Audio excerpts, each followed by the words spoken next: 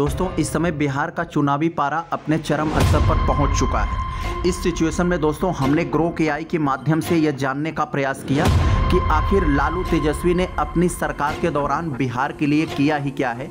क्योंकि दोस्तों हर एक भाजपाई नेता जो भी प्रचार करने जा रहा है मुंह से जहर उगल रहा है और यही उगल रहा है कि बाप बेटा और माँ ने मिलकर बिहार को लूट लिया, बिहार को कंगाल कर दिया, बिहार को जंगल राज बना दिया। और दोस्तों इसी सवाल को हमने ग्रोक एआई के माध्यम से जानने का प्रयास किया कि आखिर तेजस्वी, उनके पिता और उनकी माता ने आखिर बिहार के लिए किया ही क्या है। क्या सच में उन्होंने बिहार को लूट लिया? तो चलिए दोस्तों, ग्रोक एआई ने ऐसा सरल सटीक ऐसा जवाब दिया, बिल्कुल प्रामाणिक तरीके से जवाब दिया कि आप भी हैरान हो जाएंगे कि आखिर उन्होंने बिहार के लिए, बिहार वासियों के लिए क्या किया है। तो दोस्तों हम लोग सबसे पहले ये समझते हैं कि आखिर इनका प्रमुख योगदान क्या रहा, बिहार के लिए इनका कंट्रीब्यूशन क्या रहा, इसके बारे में हम लोग थोड़ा समझें। तो लालू राबड़ी काल 1990 से 2005 तक मुख्य रूप से सामाजिक परिवर्तन पर केंद्रित रहा, जबकि तेजस्वी की डिप्टी सीएम पीरियड में रोजगार और कल्याणकारी योजनाओं पर जोर दिया गया। ये योगदान मुख्य रूप से पिछड़े वर्गों, अल्पसंख्यकों और गरीबों के सशक्तिकरण से जुड़े हैं। तो दोस्तों अब हम पहले पॉइंट में ये समझने जा रहे हैं कि आखिर सामाजिक न्याय और पिछड़े वर्गों का उत्थान उन्होंने कैसे किया, किस लेवल पर किया, जरा हम लोग ये समझें। लालू ने मंडल आयोग की सिफारिशों को लागू करने में महत्वपूर्ण भूमिका निभाई, जिससे बिहार में पिछड़े वर्गों जैसे ओबीसी, ईबीएस, एससी, एसटी को 52% आबादी होने के बावजूद राजनीतिक और प्रशासनिक प्रतिनिधित्व मिला।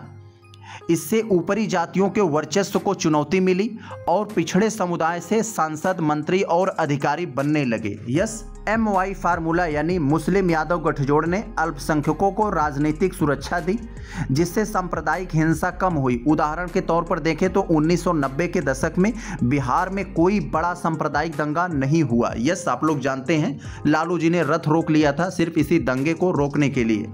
अब दोस्तों हम लोग दूसरे पॉइंट में समझें, राजनीतिक स्थिरता और समावेशी शासन किस लेवल का इन्होंने किया है। 1961 से 1990 तक बिहार में 22 सरकारें बदली और 5 बार राष्ट्रपति शासन लगा।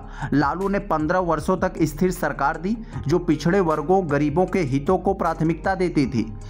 चरवाहा विद्यालय जैसे पहल से पशुपालकों के बच्चों को शिक्षा का अवसर मिला। यस, आप लोग जानते हैं लालू ने चरवाहा विश्वविद्यालय शुरू किया था।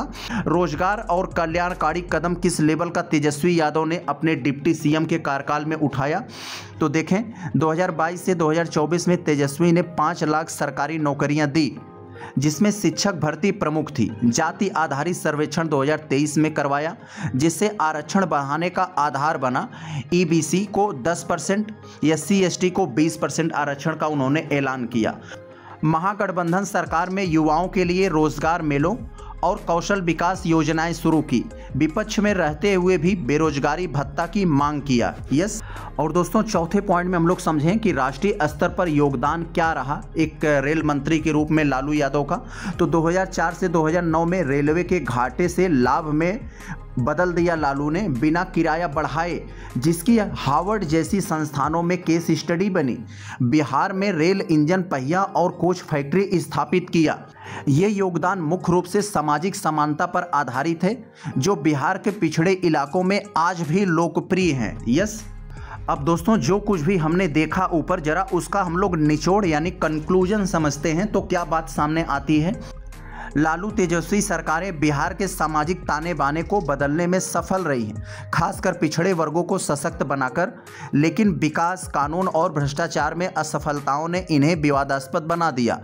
आज 2025 के चुनावों के संदर्भ में देखें, तेजस्वी इन कमियों को सुधारने का वादा कर रहे हैं, जबकि एनडीए इन्हें जंगल राज का प्रतीक बताकर हमला बोल रही है। अंततः बिहारवासी तय करेंगे कि सामाजिक न्याय या विकास प्राथमिकता है। तो दोस्तों आप लोगों ने देखा कि कितने ही बेहतरीन, कितने ही सरल, सटीक और प्रामाणिक तरीके से ग्रोक एआई ने आपको बताया कि आखिर सच में लालू राबड़ी और तेजस्वी यादव की सरकार ने बिहार के लिए और बिहार वासियों के लिए असल में किया क्या है। दोस्तों आप माने या न माने, आपके बाप दादा इस बात को झेलते होंगे। हो सकता है आपके सामने नहीं आता हो कि आप अपने बाप दादा से पूछिएगा कि पहले क्या हालात था आपके बाप दादाओं को सामने, वर्चस्ववादियों के सामने बैठने तक अधिकार नहीं था। वो बात अगर आप अपने बाप दादा से पूछेंगे तो वो इस चीज़ को फेस किए हैं और आपको इस चीज़ को बताएंगे।